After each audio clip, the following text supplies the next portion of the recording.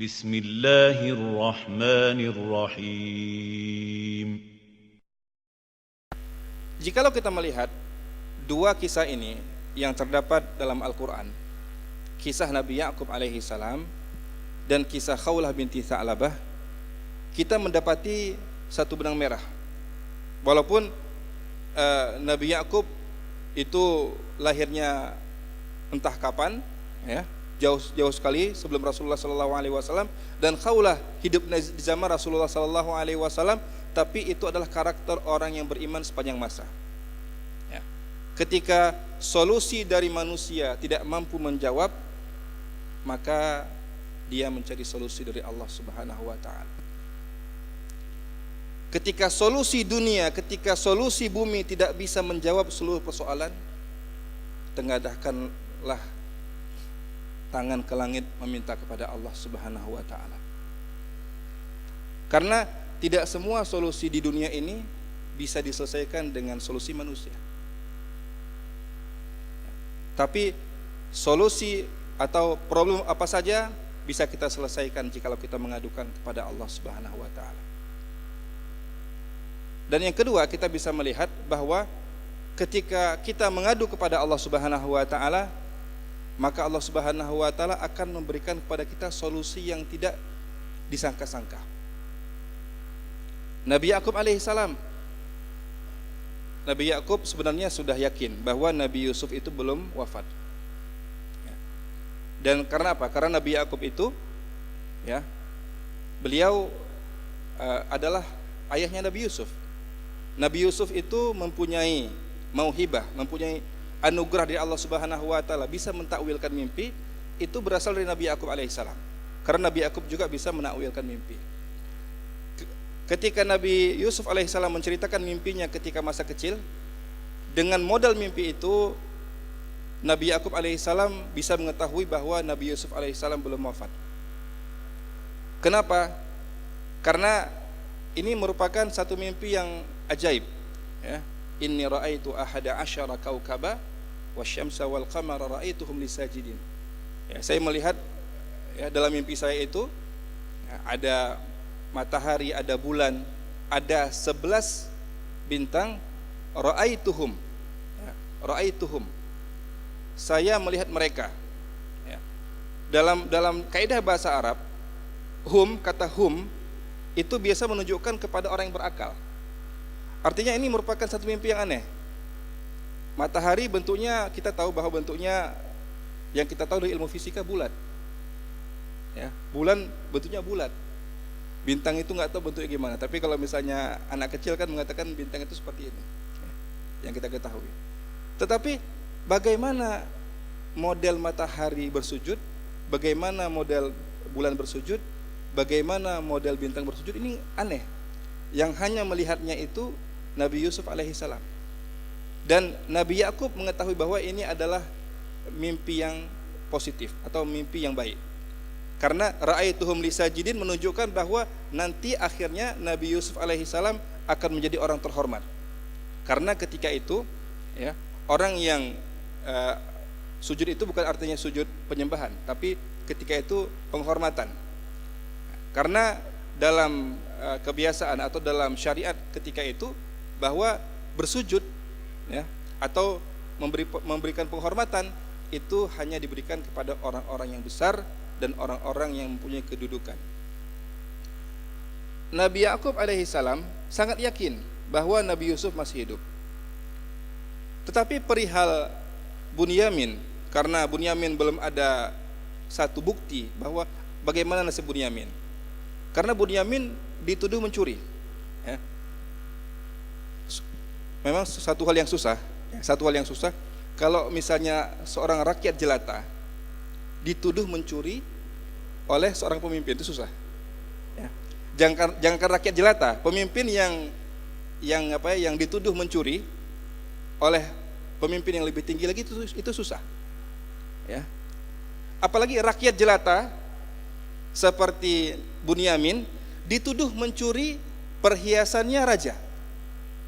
Itu secara akal sehat atau secara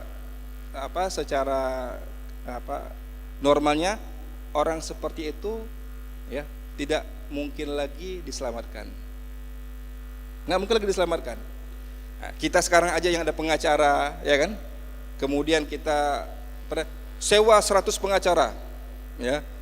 Kemudian kita hadirkan hakim yang paling adil misalnya, susah ketika kita melawan pemerintah. Apalagi dulu di zaman itu nggak ada yang namanya pengacara. Ya. Maka Nabi Yakub alaihissalam gundah. Ya. Kalau misalnya perihal Nabi Yusuf, saya aman karena ada mimpi yang pernah saya dengar.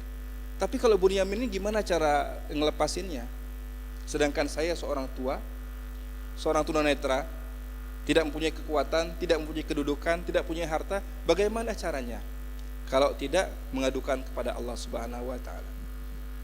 Ya. Jikalau kita melihat kasus Nabi Yakub ini kasus yang pelik. Kasus yang susah sekali untuk diselesaikan. Ya. Bagaimana caranya? Kira-kira bagaimana caranya? Kalau kita nggak mengadu kepada Allah Subhanahu wa taala, bagaimana caranya? Bagaimana cara menyelamatkan Nabi Yakub? Bagaimana cara menyelamatkan Bunyamin? Susah, ya. Coba kita datangkan pengacara terkenal, ya. Bagaimana menyelamatkan seorang yang dituduh mencuri oleh pemerintah, oleh raja, bukan hanya pemerintah, raja yang mempunyai kekuasaan yang absolut di Mesir ketika itu. Susah. Tetapi ketika kita mengadukan perihal kita kepada Allah Subhanahu wa taala, ternyata skenario dari Allah Subhanahu wa taala itu sungguh indah. Dan itu tidak disangka oleh Nabi Yakub alaihissalam, bahwa ternyata bendahara kerajaan ketika itu adalah anaknya sendiri.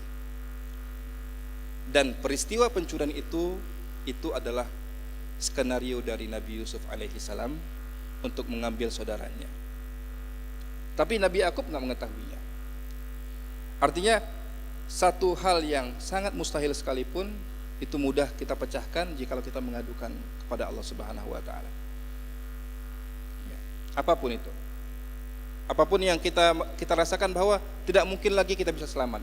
Tidak mungkin lagi kita bisa lolos dari satu problem, tapi adukanlah problem itu pada Allah Subhanahu wa taala, niscaya Allah Subhanahu wa taala akan memberikan kepada kita solusinya.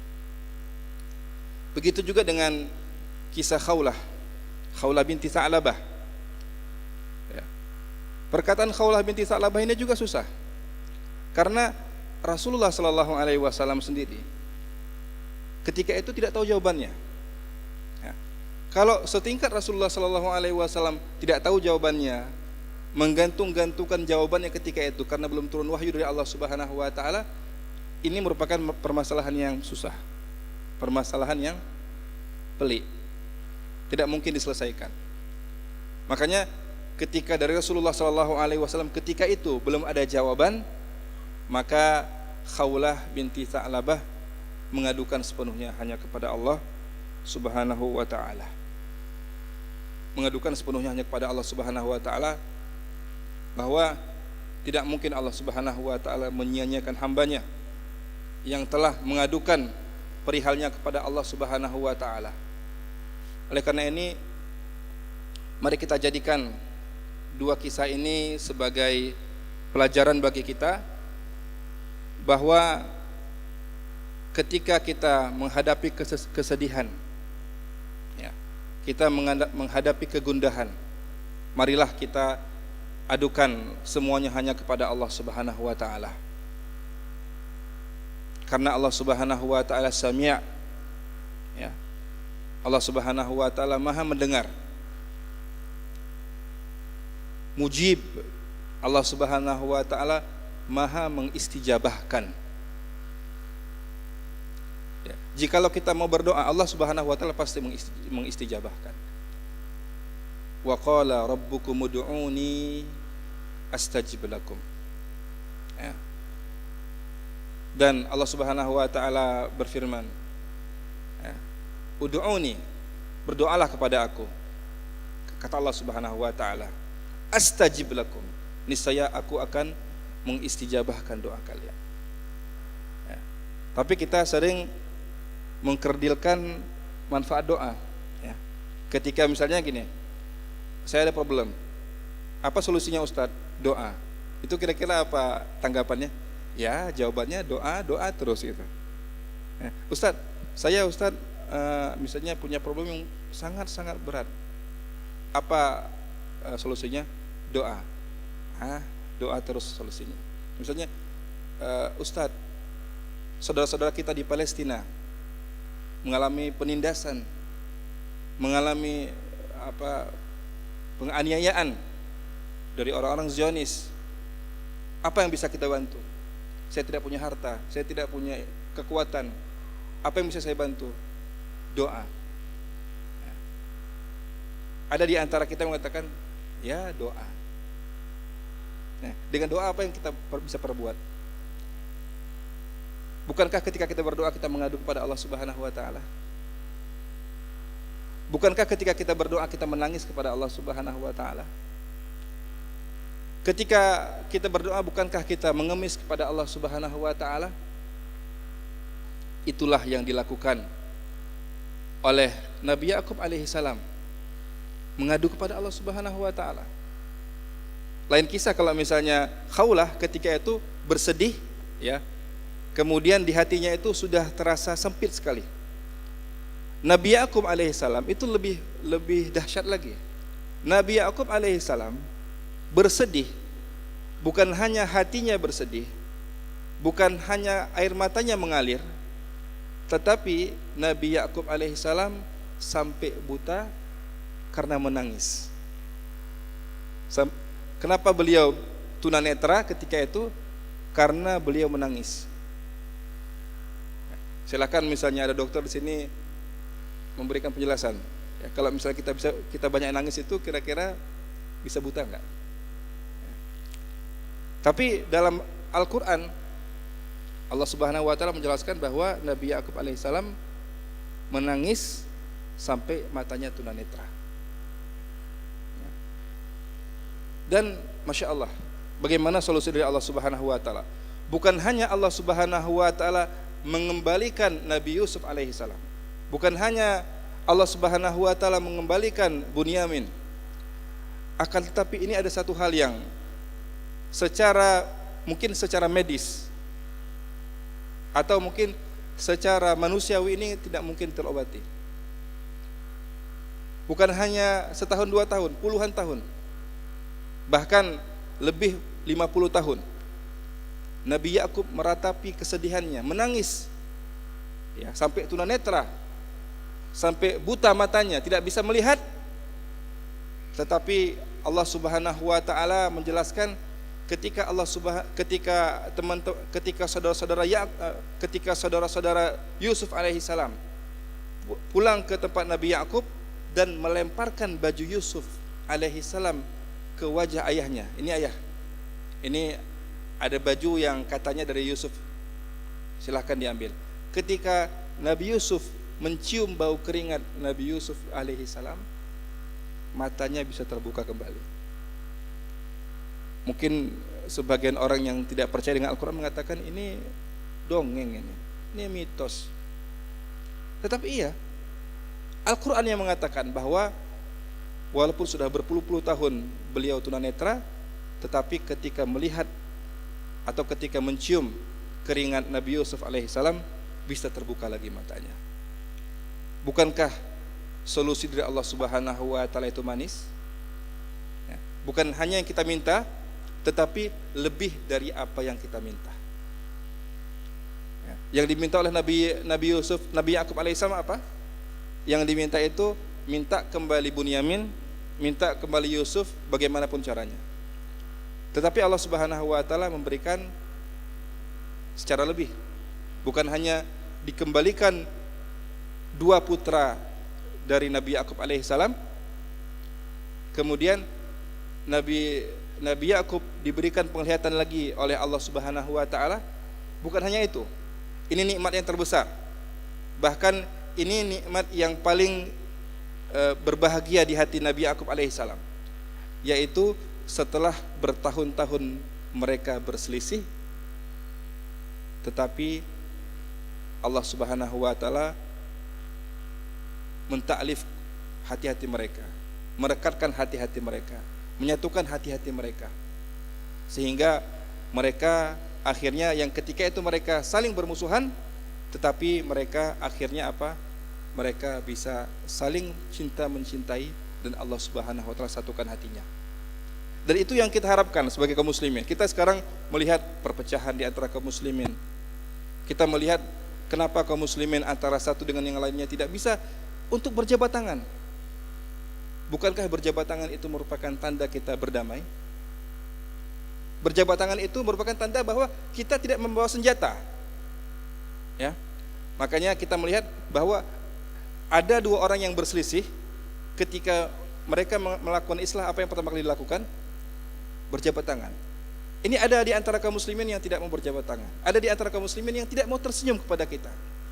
Jangan kita sedih, jangan kita risau, berdoa kepada Allah Subhanahu wa taala sebagaimana Nabi Yakub alaihissalam. Mudah-mudahan Allah Subhanahu wa taala menyatukan hati-hati kita di atas tauhid kepada Allah Subhanahu wa taala, di atas kecintaan kepada Allah Subhanahu wa taala, di atas sunnah Rasulullah sallallahu alaihi wasallam.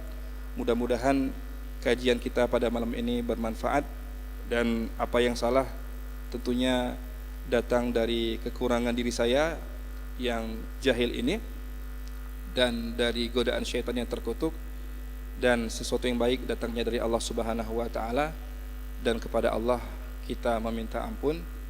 Kita akhiri dengan doa kafaratul majlis. Subhanakallahumma wa bihamdika asyhadu an la ilaha illa anta astaghfiruka wa atubu ilaik. Assalamualaikum warahmatullahi wabarakatuh.